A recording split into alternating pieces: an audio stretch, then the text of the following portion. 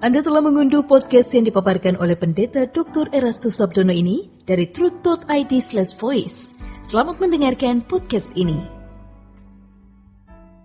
Bapak, Ibu, dan saudara-saudara yang terkasih di dalam Tuhan, kebenaran saat ini dijawab dalam perilaku hidup.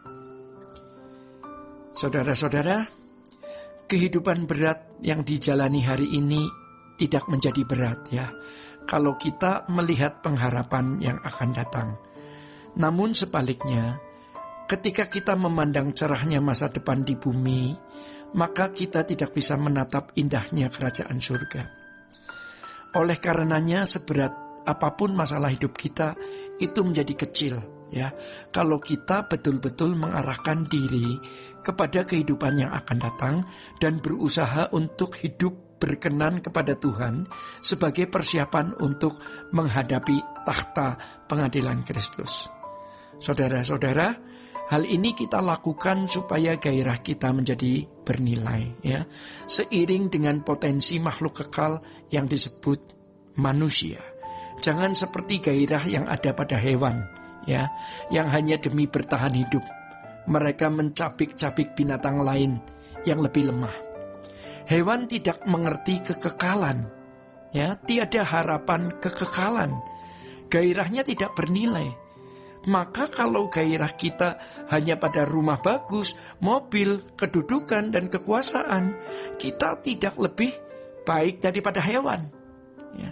Bukan hanya berebut kekuasaan di luar gereja ya, bahkan di dalam gereja pun dapat terjadi perebutan kedudukan dan kekuatan.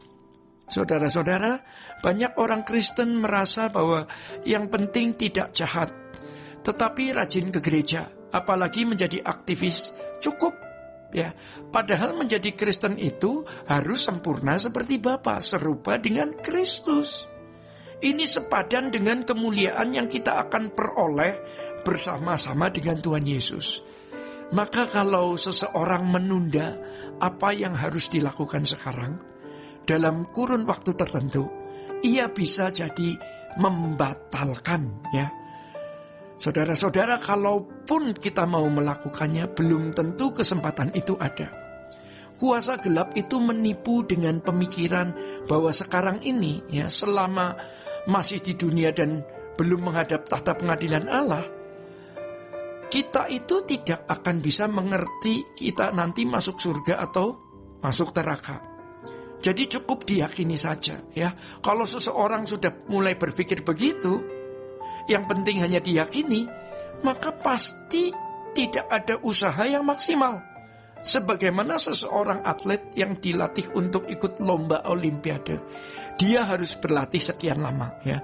Tidak mungkin hanya 1-2 kali latihan ya, untuk memastikan bahwa dirinya layak diikut sertakan dalam perlombaan bergengsi tersebut. Tuhan pun mau kita memastikan diri untuk itu. Bapak Ibu yang dikasihi Tuhan, seseorang yang berpikir bahwa Tuhan membuat hal kekekalan adalah sesuatu hal yang spekulatif, sejatinya ia sedang menuduh Tuhan jahat. Pikiran semacam ini membuka celah iblis menguasai hidup seseorang. Iblis masuk melalui mimbar gereja, sehingga banyak gereja sesat ya, kesesatan yang tidak disadari. Mengapa? Karena semua dirumuskan di dalam doktrin, dalam sistematika dogmatika sejak di sekolah tinggi teologi. Jangan kita berpikir bahwa hal diterima atau ditolak Allah tidak bisa dipersoalkan sejak sekarang, seakan-akan Allah menyembunyikan hal itu. Jika kita beranggapan bahwa Allah sekarang ini di sementara kita hidup sengaja menyembunyikan kepastian diterima atau ditolak oleh Allah, kita menuduh Allah itu jahat dan licik. Allah menjadi seperti bola liar yang menggelinding dan tidak pernah bisa dipahami kemana larinya. Maka dari itu saudara-saudara, sejatinya sejak masih hidup kita harus sudah memiliki geliat usaha yang jelas, sehingga kepastian keselamatan itu bukan dijawab dalam rumusan doktrin, tetapi di dalam perilaku hidup kita.